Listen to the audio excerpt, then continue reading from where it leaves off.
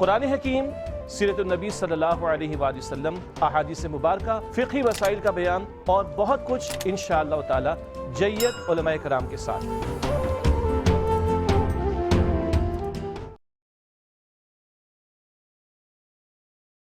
بسم اللہ الرحمن الرحیم، الحمدللہ رب العالمین والصلاة والسلام علی خاتم النبیین۔ ناظرین محترم، السلام علیکم ورحمۃ اللہ وبرکاتہ۔ پروگرام سیرت النبی صلی اللہ علیہ وآلہ وسلم کے ساتھ آپ کا میزبان ڈاکٹر محمود غزنوی اور ہم سب کے پسندیدہ اسکالر جناب شجاع الدین شیخ حاضر خدمت ہیں۔ آپ دنیا کے کسی حصے میں بھی ہیں، جہاں بھی پروگرام دیکھ رہے ہیں یا جہاں بھی آباد ہیں، اللہ آپ کو خیر و عافیت سے رکھے، اپنے حفظ و امان میں رکھے، دین و ایمان کی سلامتی عطا فرمائے۔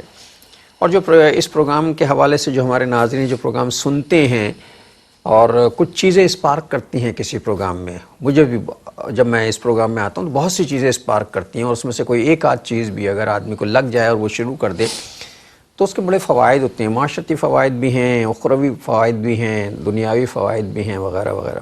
تو جو کچھ آپ نے سنا ہے، اللہ تعالیٰ اس پر عمل کرنے کی پہلے مجھے اور پھر ہم سب کو توفیق عطا فرمائے۔ سیرت کے حوالے سے جو گفتگو ہوئی تھی والدین کے حقوق کے حوالے سے ہو رہی تھی، اور یہ فی زمانہ یہ موضوع اس لیے برننگ ایشو ہے، مطلب برننگ ایشو سے مراد یہ کہ بڑا ہاٹ قسم کا آج کے زمانے کا، چونکہ والدین کو بیشتر کو شکایت یہ 90% والدین کو شکایت ہے ان کی اولاد نافرمان ہے، اور تقریباً 40% نوجوانوں کی شکایت ہے ان کے والدین ان کی بات نہیں سنتے، ان کو سمجھتے نہیں ہیں۔ اصل میں پتہ نہیں یہ کمیونیکیشن گیپ ہے، لوگ کہتے ہیں جنریشن گیپ ہے، لیکن یہ جنریشن نہیں، یہ کمیونیکیشن گیپ ہے، اس پہ بات کریں گے۔ پچھلے پروگرام کا ریکیپ لیتے ہیں، چونکہ وہ موضوع بہت حسب حال ہے، جسے میں نے کہا تھا ہاٹ ہے اور برننگ ہے، حسب حال ہے، تو اس پر مزید گفتگو کرنے کی ضرورت ہے ابھی۔ تو شجاع صاحب سے پچھلے پروگرام کا ریکیپ لے کے پھر آگے چلیں گے۔ السلام علیکم۔ وعلیکم السلام ورحمۃ اللہ وبرکاتہ۔ کیسے مزاج ہیں؟ الحمدللہ، آپ ٹھیک ہیں؟ ماشاءاللہ، اللہ کا شکریہ۔ پچھلا پروگرام والدین کے حوالے سے تھا اور ابھی یہ سلسلہ جاری ہے۔ جی بالکل بالکل، چونکہ ہم نے یہ کہا تھا کہ روک دیتے ہیں پھر اگلے کریں گے انشاءاللہ۔ بسم اللہ الرحمن الرحیم، اللہم صلی وسلم علی نبینا محمد ربی یسر ولا تعسر وتمم بالخیر، آمین یا رب العالمین۔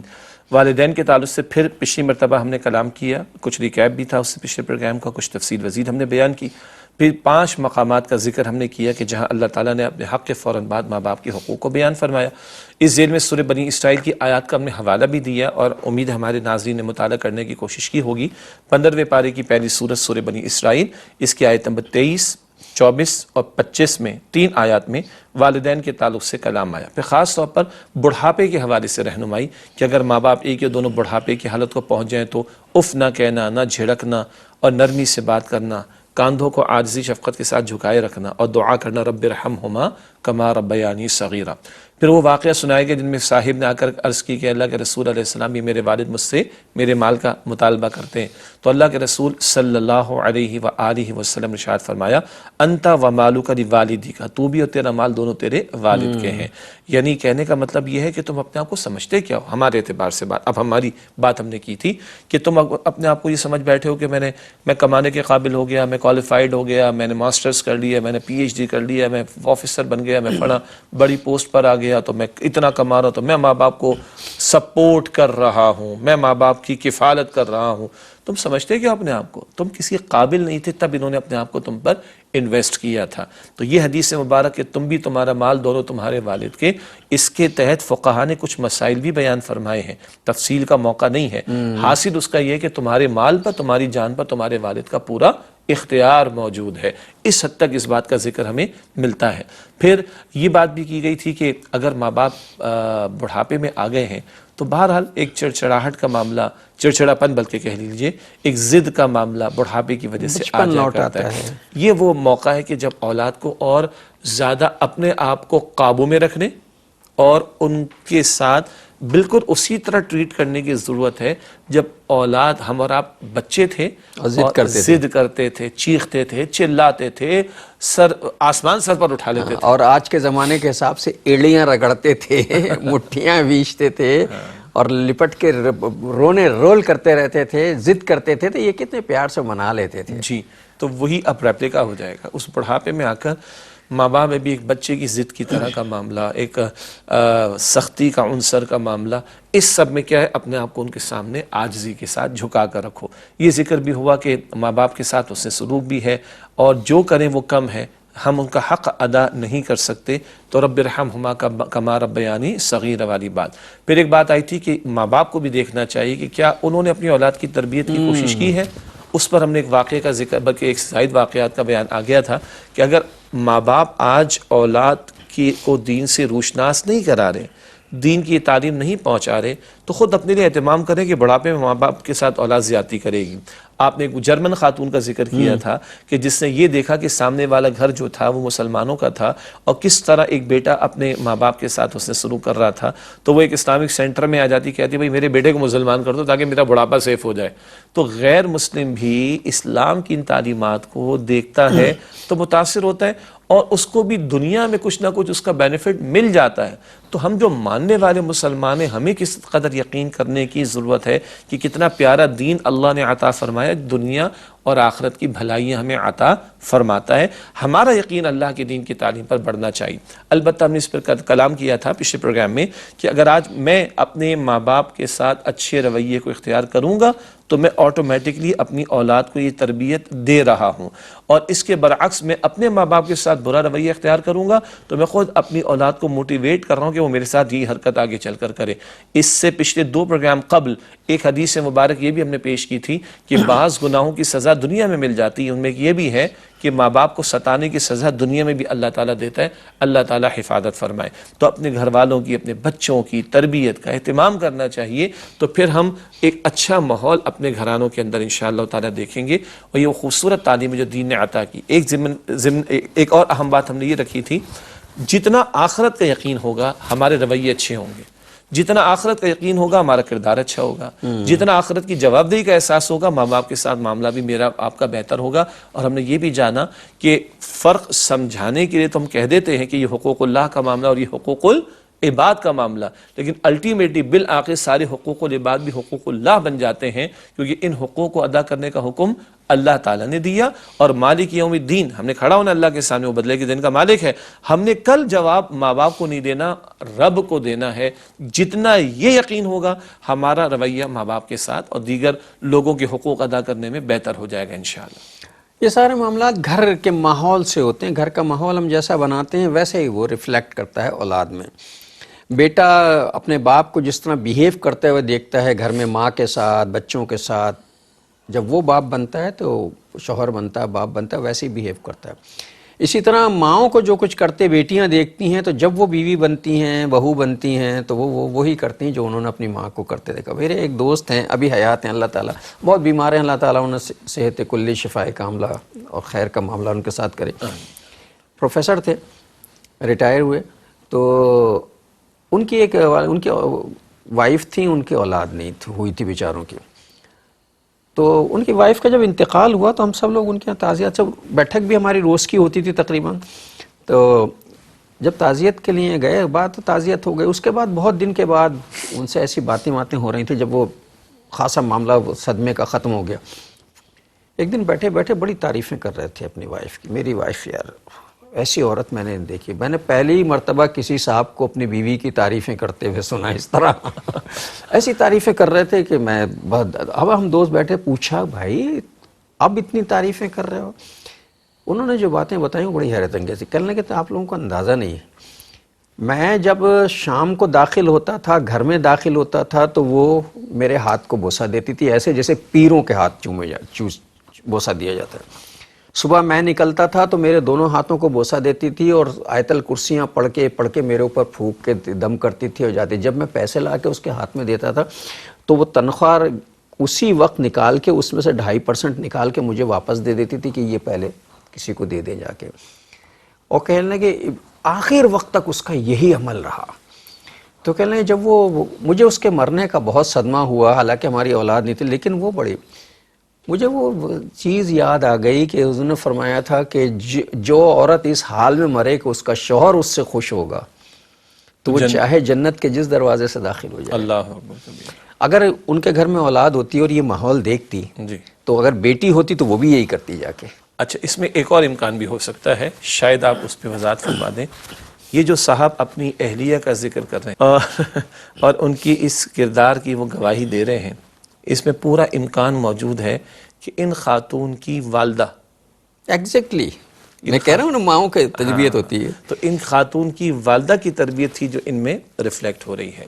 تو یہی وہ بات ہے کہ جس کو ہم آج مس کر رہے ہیں. آج وہ تربیت کے جو سینٹرز تھے نا، ممبر ہے، مسجد ہے، گھر ہے، خاندان کے بڑے ہیں، اساتذہ ہیں، آج یہ سینٹرز جو تربیت کے ہیں وہ انفیکٹو ہو گئے اکثر.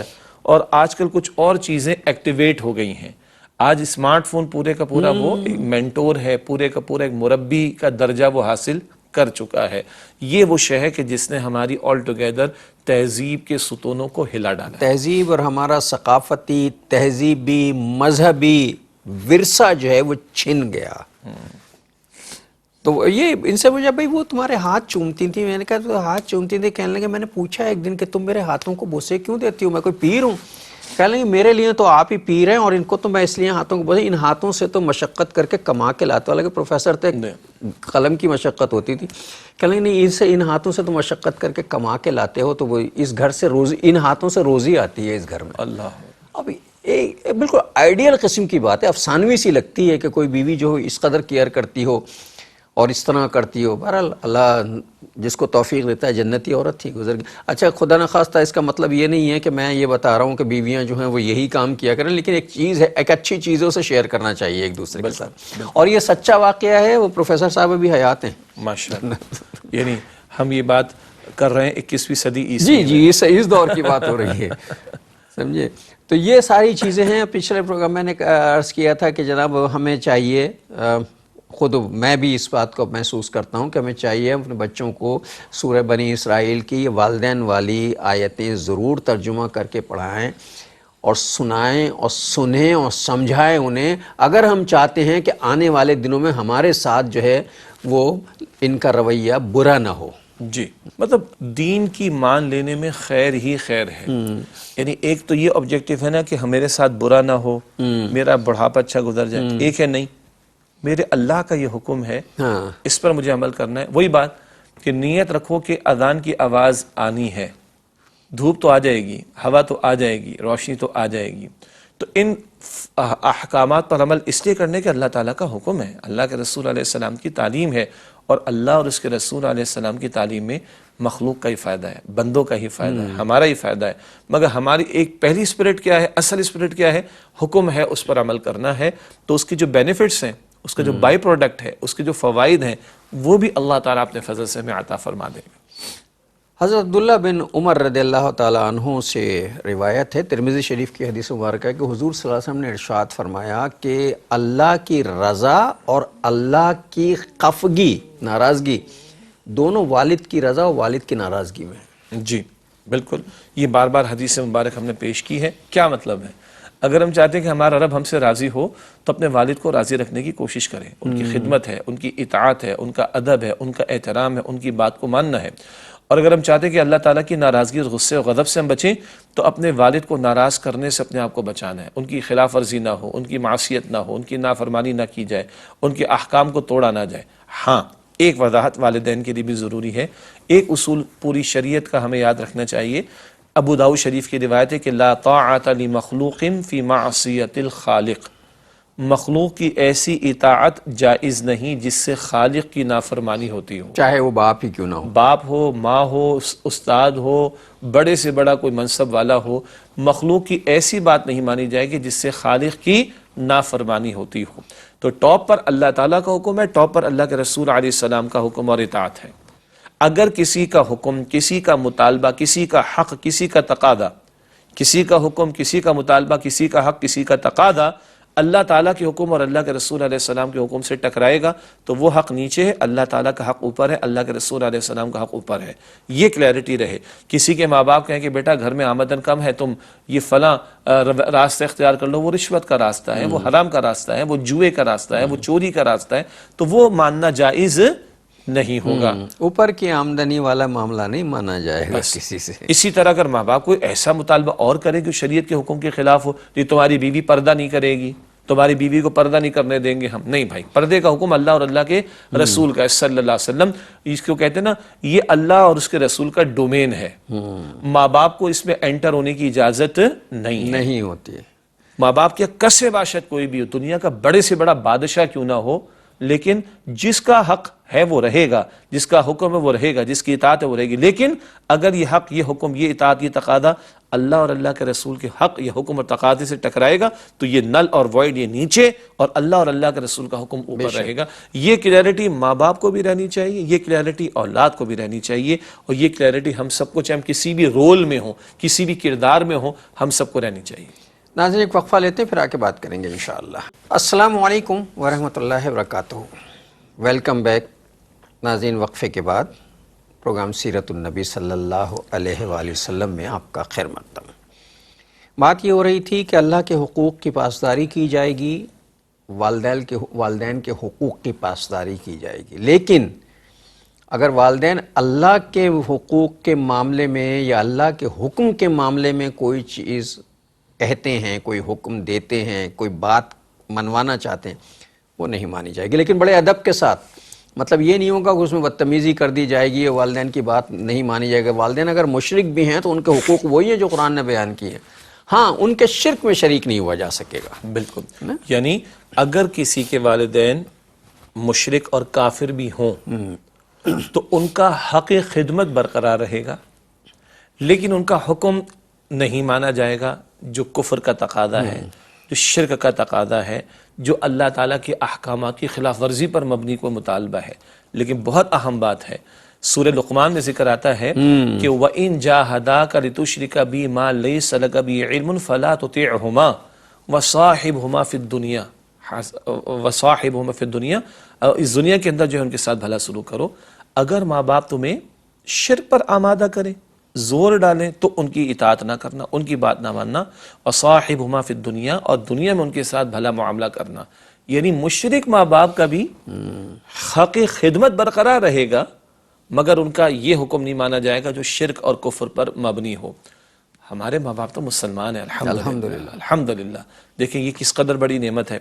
یہ احساس ان لوگوں کو ہوتا ہے، کئی میں نے 2-4 مرتبہ بیان بھی کیا ہے، کہ جو لوگ غیر مسلم سے مسلمان ہوتے ہیں ان کو بہت بڑا افسوس کس بات کا ہوتا ہے.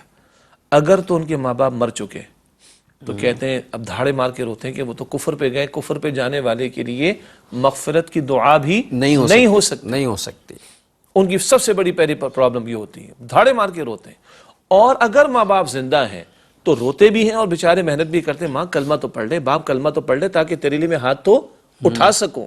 وہ بھائی آپ اور میں اللہ کا شکر ادا کریں کہ ہمارے ماں باپ، ان کے ماں باپ، ان کے ماں باپ مسلمان گزرے. ہم بعد میں بھی دعائیں مغفرت تو کر سکتے ہیں نا، مغفرت کی دعا تو کر سکتے ہیں.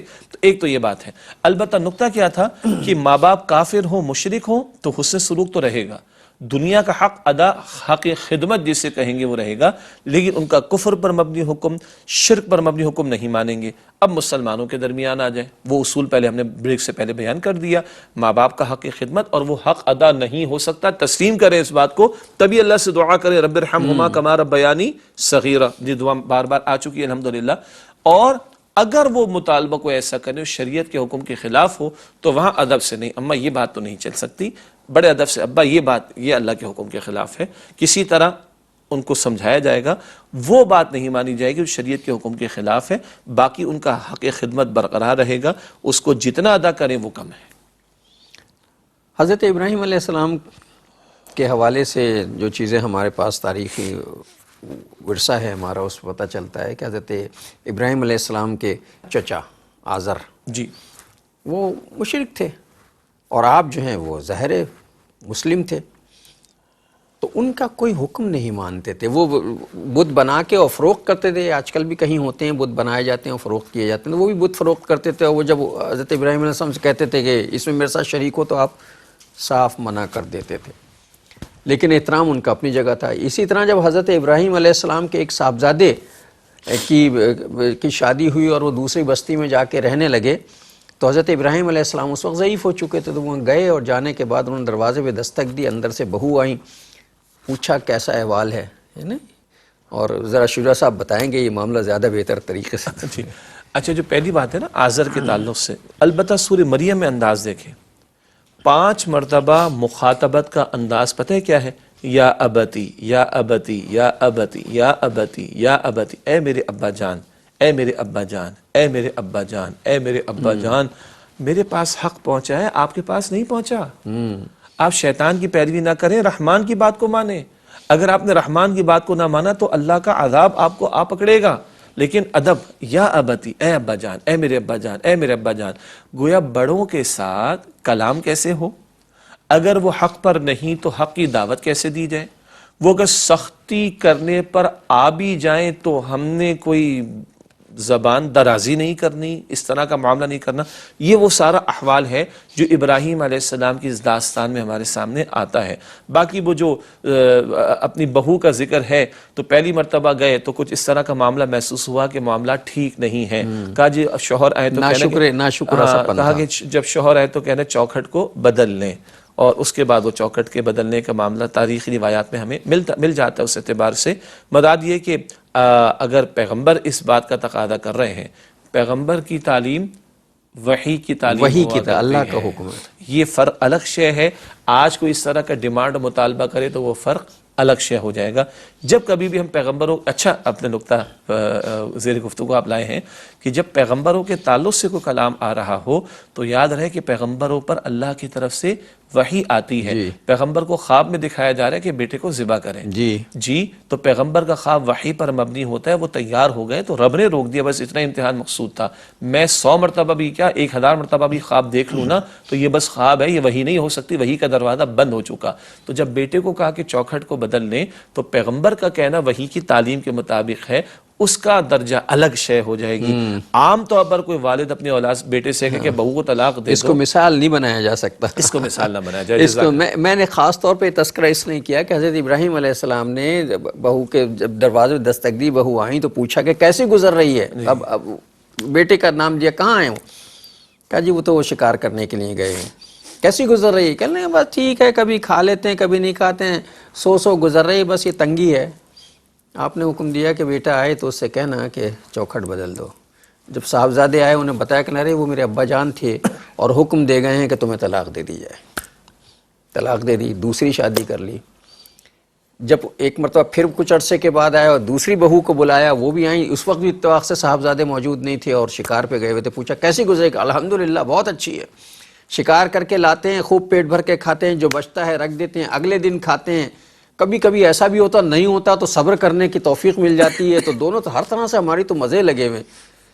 تو آپ فرما کے گئے کہ میرے بیٹے آئیں تو ان سے کہنا اپنی چوکھٹ کی حفاظت کرو۔ ماشاءاللہ۔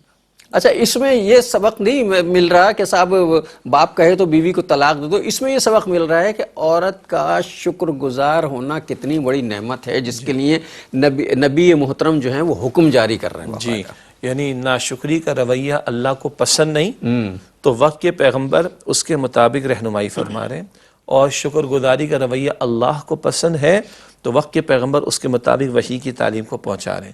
آپ نے بجا فرمایا کہ عموماً جو ہمارے گھرانوں کے اندر شوہر بیوی کے درمیان کبھی یا ساس سسر اور بہو کے درمیان کبھی ساس سسر بہو کے درمیان ناچاقیوں کے معاملات ہو جایا کرتے ہیں تو اس میں کھٹ پٹ ہوتی ہے، اس کو ریکنسائل کرنے کی کوشش کرنی چاہیے، اور یہ نیچرل ہے۔ جہاں بھی 4 لوگ ہوں گے اور جانور بھی، پرندے بھی رہ رہے ہوتے ہیں نا، گھونسلے بنا کے ساتھ ساتھ آپس میں لڑ رہے ہوتے ہیں۔ تو یہ انسانی گھرانوں انسانی معاشروں میں ممکنات میں سے باتیں ہیں۔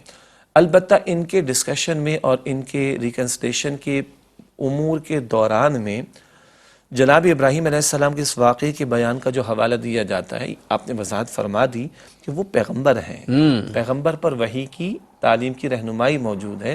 یہ معاملہ براہ راست اگر ہمارے امور کے اندر بیان کیا جائے گا او بھائی وحی کا دروازہ بند ہو چکا۔ اب یہ کہا جائے گا کہ قرآن حکیم اور سنت رسول علیہ السلام کی تعلیم کو دیکھا جائے گا، اور اس کا ایک باٹم لائن یہ ہے کہ میکسیمم حد تک دین یہ چاہتا ہے کہ معاملے کو نبھانے کی کوشش کی جائے۔ ہاں پوائنٹ آف نو ریٹرن آ جائے، وہ مجبوری ہے، سارے معاملات اختیار کر لیے گئے تب بھی یہ ناپسندیدہ ہو، تب بھی ناپسندیدہ معاملہ ہے، حلال چیزوں میں سب سے زیادہ ناپسندیدہ چیز ہے طلاق سب سے ناپسندیدہ ہے. گنجائش کیوں دی کہ کبھی کبھی ایسا ہو سکتا ہے, تو ان نیچرل باتیں نہیں, ہمارے دین میں بڑا نیچرل دین ہے, لیکن حتی الامکان اس کو اوائڈ کیا جائے.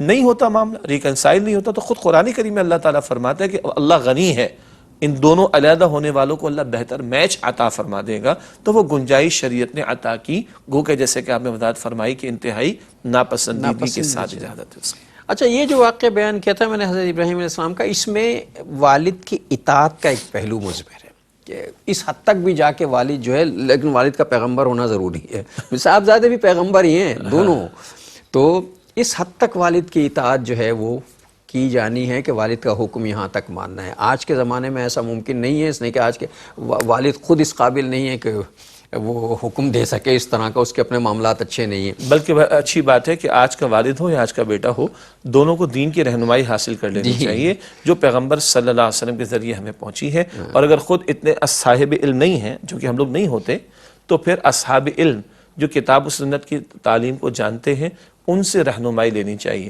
اجازت دیجیے گا نہ کہ گلی کے چھوکروں کی طرح, معاف کیجیے گا, گلی کے چوراہے پہ لا کے ان معاملات کا ڈھنڈورا پیٹا جائے, یا بعض مرتبہ کچھ سیاسی جماعتوں کے غنڈوں سے اس طرح کے معاملات کو طے کرواتے ہیں, کبھی تھانوں میں کچہری کے اندر لا کر پورے خاندان کی عزت کو ملیا میٹ کرتے. اس سے زیادہ بہتر بات یہ ہے کہ دین کی رہنمائی دین والوں سے حاصل کر کے اس کا پیچ اپ کرانے کی کوشش کی جائے. ہاں, جہاں پھر قانونی مسئلہ پیش آئے گا تو کورٹ میں جانا پڑتا ہے, اس کے نفی نہیں کرتے, لیکن دینی رہنمائی پیغمبر کی تعلیم اگر حاصل کرنی ہے تو وہ دین والوں سے لیجئے اور اسی میں خیر ہوگی. میں خدا کی قسم اٹھاتا ہوں, بلکہ آپ خود قرآن کریم کا مطالعہ کریں. قرآن پاک میں سورۃ البقرہ, ناظرین کرام نوٹ کیجئے گا, ترجمہ پڑھیے گا, تشریح پڑھیے گا اور غور کیجئے گا کیا بات اس میں ہے. سورۃ البقرہ کی 4 رکوع نمبر 28, 29, 30, 31, 4 رکوع مسلسل خاندانی زندگی کے بارے میں. کچھ نکاح کا ذکر ہے اور مہر کا ذکر ہے, طلاق کا ذکر ہے, عدت کا ذکر ہے, رضاعت کا ذکر ہے. جب یہ احکامات بیان ہو رہے ہیں, بار بار پتہ کیا الفاظ آتے ہیں, اتقوا اللہ, اتقوا اللہ, اتقوا اللہ, اللہ کا تقوی, اللہ کا تقوی, اللہ کا تقوی, اللہ سے ڈرو, اللہ سے ڈرو, اللہ سے ڈرو. یہ خوف خدا نہ ہونا تو پھر دین کی تعلیم بھی کون پوچھتا ہے. مجھے معاف کیجئے گا, جس کو خدا کا خوف نہیں ہے وہ نکاح نہیں کرتا, وہ زنا کرتا ہے. پھر یہ طلاق سے متعلقہ مسائل تو تب آتے جب نکاح ہوا ہو, اور ان کے بارے میں دین کی رہنمائی حاصل کرنے کا اس کو احساس ہوگا جس کے دل میں خوف خدا ہو, اور جو ان سب چیزوں کو مذہبی سمجھتا ہوگا. ہمارے یہاں تو آج کل شادی کو مذہبی ایونٹ سمجھا ہی نہیں جاتا نا میرے بھائی. دین کیسا نہیں سمجھتا. ایک وقفہ لے لیں پھر آ کے بات کرتے ہیں. السلام علیکم ورحمۃ اللہ وبرکاتہ. ویلکم بیک ناظرین. وقفے کے بعد پروگرام سیرت النبی صلی اللہ علیہ وآلہ وسلم میں آپ کا خیر مقدم ہے. وہ وقفے سے پہلے ایک جملہ جو ہے وہ نکلا تھا زبان سے, اور وہ یہ تھا کہ صاحب ہمارے ہاں تو شادی کو مذہبی ایونٹ سمجھا ہی نہیں جاتا, یعنی مذہب کا حصہ سمجھا ہی نہیں جاتا. ہم تو شادی کو یہ سمجھتے ہیں کہ یہ سوشل ایکٹیویٹی ہے, سوشل ایکٹیویٹی فار انٹرٹینمنٹ. ایسا نہیں ہے, یہ خالصتاً ایک مذہبی فریضے میں سے ایک فرض ہے. جی, اب تھوڑا اس کی وضاحت کی طرف بھی آ جاتے ہیں, وہ بات دوبارہ دہرا دیں تاکہ ناظرین کرام امید ہے کہ نوٹ کریں گے.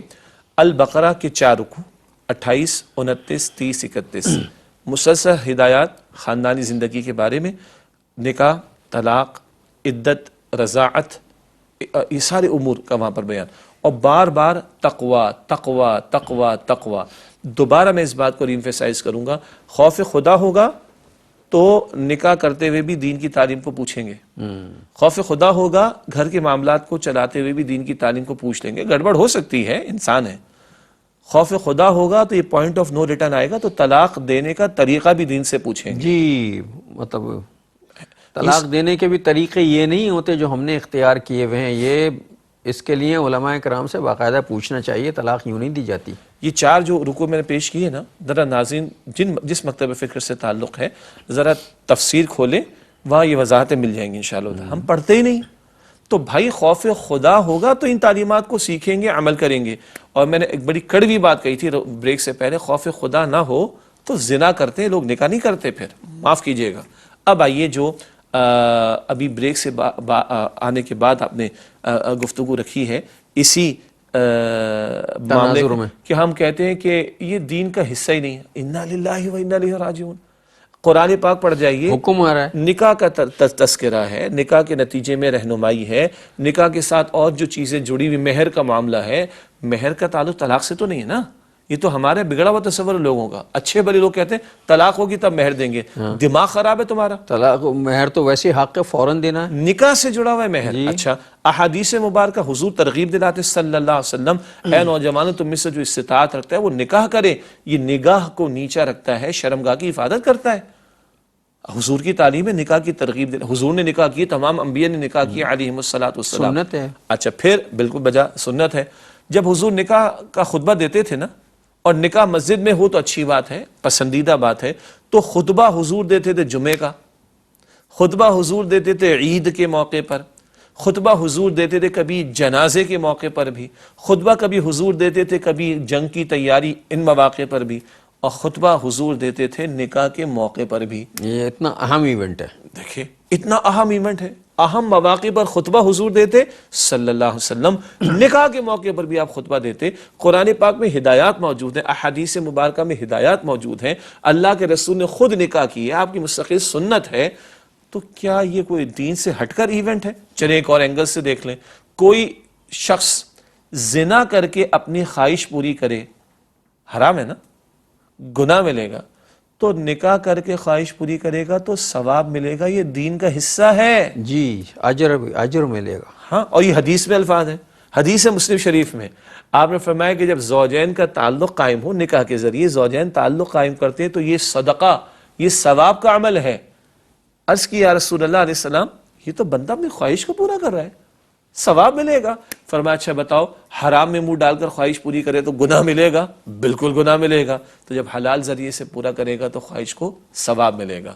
اسی لیے ہمارے اساتذہ نے ہمیں سکھایا, بیٹا کوشش کیا کرو نکاح کا انعقاد مسجد میں ہو, اور کیا اچھا ہو کہ مساجد میں کچھ حصہ خواتین کے لیے بھی مخصوص ہونا چاہیے.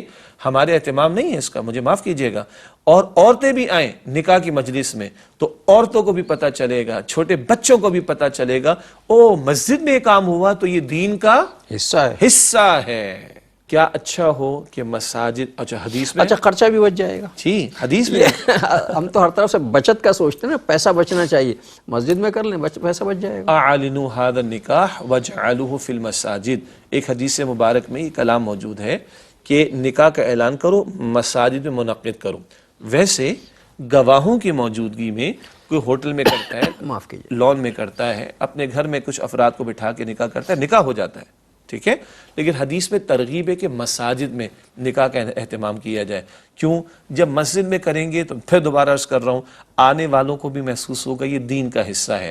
نکاح کا انعقاد مسجد میں کریں گے, کسی نماز کے وقت کے ساتھ جوڑ دیجئے, تو وقت نماز تو اپنے وقت پر کھڑی ہوتی ہے نا جماعت, نماز تو پڑھیں گے آگے, تو وقت کی پابندی, اچھا وقت کی پابندی بھی ہو جائے گی. جی. اگلا جو آپ نے فرمایا کہ ہوٹل کی بکنگ کروائیں گے, لان کی بکنگ کروائیں گے, موٹل کی بکنگ کروائیں گے, ریسٹورنٹ کی بکنگ کروائیں گے, فلاں بال روم کی بکنگ کروائیں گے, پیسہ خرچ ہوگا.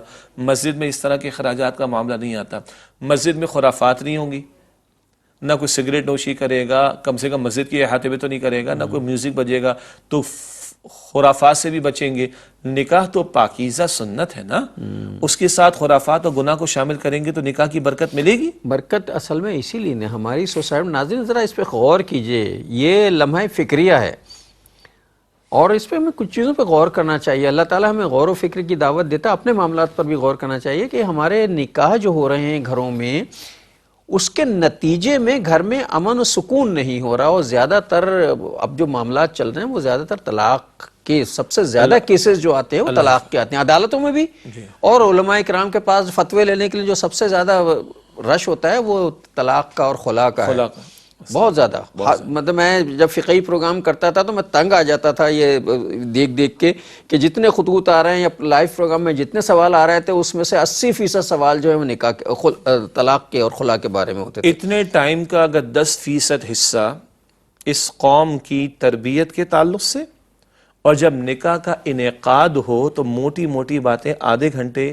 20 منٹ بیان کرنے میں اگر انشاءاللہ تعالی لگے, اور ممبر سے بھی یہ آواز بلند ہو, تو یہ جو اتنی لائن لگی ہوئی ہے نا, مجھے قوی امید ہے کہ یہ لائن کم ہو جائے گی، ورنہ آپ نے بجا فرمایا جب فقہی پروگرام اور آپ کے مسائل اور ان کا حل، یہ سارے سوالات کا پروگرام چلتا ہے تو خلا طلاق، خلا طلاق، خلا طلاق، یہی یہاں پروگرامز میں ہو رہا ہوتا ہے، یہی دارالفتاء میں ہو رہا ہوتا ہے، یہی مفتیان کرام کے پاس لائن لگی ہوتی ہے۔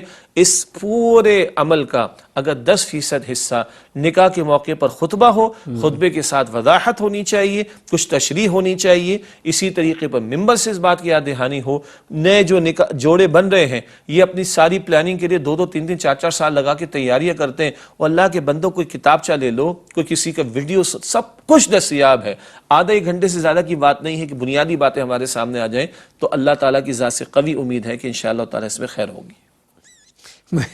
میرے پاس تو ایک ایسی تجویز ہے، ظاہر قابل عمل نہیں ہے، لیکن کہ نکاح سے پہلے جو ہے نا لڑکی کو بھی لڑکے کو بھی ایک جو ہے نا وہ قبل از نکاح کا ایک کورس کرانا چاہیے۔ یہ بات ہم کر چکے ہیں پہلے، کرانا چاہیے، اور سرٹیفکیٹ منگوانا چاہیے کہ مولوی صاحب سے سرٹیفکیٹ لے کر آؤ کہ ہاں جی یہ بنیادی باتیں ساری مطلب یہ ساری باتیں جانتا نا کہ نکاح کیسے ہوگا، زوجین کے تعلقات کیا ہوں گے، غسل کے مسائل کیا ہوں گے، دوسرے جو ریسٹرکشن ہوتی ہیں جیسے ہم گفتگو آپس میں نہیں کرتے خواتین کے، وہ معاملات جو ہے وہ ناغہ کے معاملات کیا ہوں گے، یہ بنیادی چیزیں۔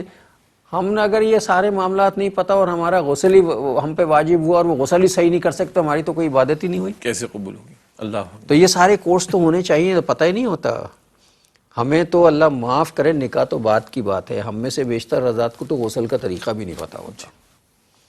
اس نے کہ ہمارا دین سے کوئی، ہم سمجھتے ہیں صرف اوپر سے شاور چلا لینا کا مطلب غسل ہے، شاور چلانے کا مطلب غسل نہیں ہے۔ کچھ اس کے فرائض ہیں، اس کا علم، اور لمبے چوڑے فرائض ہیں، 3 فرائض ہیں جی، 3 فرائض ہے ٹوٹل، وضو کے 4 ہیں اور غسل کے 3 فرائض ہیں۔ لیکن یہ کتنا عجیب لگتا ہے جب میں نے اچھا یہ پروگرام چل رہا ہوگا اور اللہ معاف کرے غیر مسلم جب دیکھ رہے ہوں گے تو وہ بھی ہنسیں گے ہمارے اوپر کہ یار دیکھو یہ کیسی باتیں کر رہے ہیں اپنے دین کے بارے میں۔ جی ایک صاحب نے یونیورسٹی کا ایگزام دیا، ایم اے اسلامیات کا پیپر آیا، ایم اے اسلامیات کا، اسلامک اسٹڈیز کا ایک پیپر آیا، سوال آیا کہ بھئی لکھیں وضو کے فرائض کیا ہیں، تو لکھ دی انہوں نے۔ پھر اپنے دوست سے کہا جو ماشاءاللہ پروفیسر تھے کہ بھائی کوئی سوال تھا پوچھنے والا ایم اے اسلامیات والوں سے، کہاں لوگ لکھ دیتے ہیں صابن استعمال کرنا، تولیہ استعمال کرنا، اس لیے ان سے پوچھتے ہیں کہ ایم اے اسلامیات میں اگر کرے گا تو جا کے کالج میں بچوں کو دین پڑھائے گا، اس کی اپنی بنیادی طہارت و دیگر امور تو کلیئر ہوں، اور وہاں حال ہے کہ لوگ استغفر اللہ لوگ لکھ رہے ہیں کہ جناب تولیہ استعمال کرنا فرض ہے اور صابن استعمال کرنا فرض ہے۔ وہ شکر ہے اس نے یہ نہیں لکھا گرم پانی بھی استعمال، سردی ہو تو گرم ہو، گرمی ہو تو ٹھنڈا پانی بھی فرض ہے۔ حالانکہ وضو کے فرائض جو ہے نا 4، یہ سورۃ المائدہ میں بیان ہوئے، جی، اور دلچسپ بات بتاؤں، غسل کے فرائض قرآن پاک میں بیان نہیں ہوئے، وہ احادیث مبارکہ میں۔ حالانکہ وضو چھوٹی ناپاکی سے پاک ہونے کے لیے اور غسل بڑی ناپاکی سے پاک ہونے کے لیے، تو وضو کے 4 فرائض قرآن پاک میں سورۃ المائدہ میں، لیکن غسل کے فرائض وہ احادیث مبارکہ میں آتے ہیں۔ تو قرآن اور حدیث، قرآن اور سنت، قرآن اور اسوہ رسول صلی اللہ علیہ وسلم دونوں لازم و ملزوم، ورنہ ہماری طہارت بھی درست نہیں ہوگی، اور طہارت ہی درست نہیں ہوگی تو پھر ظاہر ہے کوئی عبادت ہی نہیں ہو سکتی، کسی ہماری نماز ہی نہیں ہوگی تو بات ختم ہو گئی ساری۔ تو یہ ساری چیزیں جو ہیں، اور اس کا اہتمام بھی ہمارے گھروں میں نہیں ہوتا۔ اب تو خیر اچھا کچھ چیزیں ہوتی ہیں، مطلب حیا کے معاملات آتے ہیں درمیان میں، اور بالکل آنے چاہیے، ضروری ہے، لیکن دین کے کچھ معاملات ایسے ہیں جس کا براہ راست تعلق جو ہے ہماری ایمانیات سے، وہاں حیا نہیں کی جا سکتی بھائی۔ آپ کی اجازت سے ذرا اس کی بھی وضاحت میں عرض کر دیتا ہوں۔ حدیث بڑی عجیب محسوس ہوگی، لا حیا فی الدین، دین کے معاملے میں کوئی حیا نہیں۔ کیا مطلب؟ دین کا مسئلہ پوچھنے اور سیکھنے اور سکھانے میں کوئی حجاب نہ ہو، کوئی جھجک نہ ہو۔ اچھا جناب، آج اس پوری نسل کو، پوری انسانیت کو کیا کچھ نہیں دکھایا جا رہا، کیا کچھ اویلیبل نہیں ہے، کیسے کیسے الفاظ اور کیسی کیسی گفتگو اور کیسے کیسے ڈائلاگ اور کیسے کیسی پنچ لائنز اور کیسی کیسی تصاویر اور کیسی کیسی ویڈیوز اور کیسی کیسی فلمز اور کیا کچھ دستیاب نہیں۔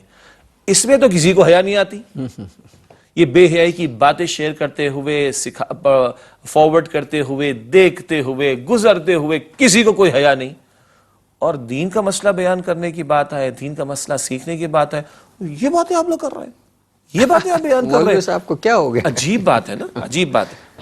ہاں بیان کا انداز شائستگی والا ہو، بالکل صحیح بات ہے، اور قرآن پاک بڑا پیارا ہے، وہ ایسے معاملات کو بٹوین دا لائنز ایسے بیان فرماتا بین ہے، السطور بیان سبحان اللہ۔ تو لیکن کوئی کہہ دیا بات ہی نہ کریں، مسئلہ جب بیان کرنے کا موقع آئے، اب پوچھنے کا موقع، یہ آپ کیا بات کر رہے ہیں، تو تم پوری دنیا میں جو کچھ دیکھ رہے ہو اس پہ کسی کو حیا نہیں آتی، اور دینی شرعی مسئلہ بیان کرنے اور سیکھنے میں آپ یہ کہتے ہو کہ اس میں بڑا حیا کا معاملہ آ رہا ہے، تو یہ کوشچن مارک ہے۔ حدیث ہے کہ دین کا معاملہ بیان کرنے سیکھنے میں کوئی جھجک نہیں ہونی چاہیے۔ ناظرین، بات بہت دلچسپ مراحل میں داخل ہو چکی ہے، اور ظاہر ہے یہ معاملے سیکھنے کے ہیں، لیکن آج کے پروگرام کا وقت ختم ہو رہا ہے۔ زندگی بخیر رہے انشاءاللہ، تو پھر اگلے پروگرام میں ہم یہیں سے گفتگو کا آغاز کریں گے۔ میں شجاع صاحب سے درخواست کروں گا کہ آج کی حدیث ہدیہ کر دیں، پھر ہم رخصت ہوتے ہیں آپ سے۔ نبی اکرم صلی اللہ علیہ وسلم نے ارشاد فرمایا، جب بندے کا انتقال ہو جاتا ہے تو اس کا نام اعمال بند کر دیا جاتا ہے سوائے 3 کاموں کے۔ نمبر 1 صدقہ جاریہ، یعنی مستقل کسی کو فائدہ جس عمل سے ہو۔ نمبر 2 وہ علم جو دوسروں کو سکھایا، تو جب تک لوگ فائدہ اٹھائیں گے ثواب ملتا رہے گا۔ اور نمبر 3 نیک اولاد جو والدین کے لیے دعا کرے۔ یہ مسلم شریف کی روایت ہے۔ اللہ اس حوالے سے ہمیں محنت کی توفیق عطا فرمائے۔ ناظرین محترم، اس حدیث مبارکہ کے ساتھ ہمارے آج کے پروگرام کا وقت اب ختم ہوا۔ اگلے پروگرام تک کے لیے جناب شجاع الدین شیخ اور اپنے میزبان ڈاکٹر محمود غزنوی کو اجازت دیجیے۔ اللہ نگہبان، والسلام علیکم ورحمۃ اللہ وبرکاتہ۔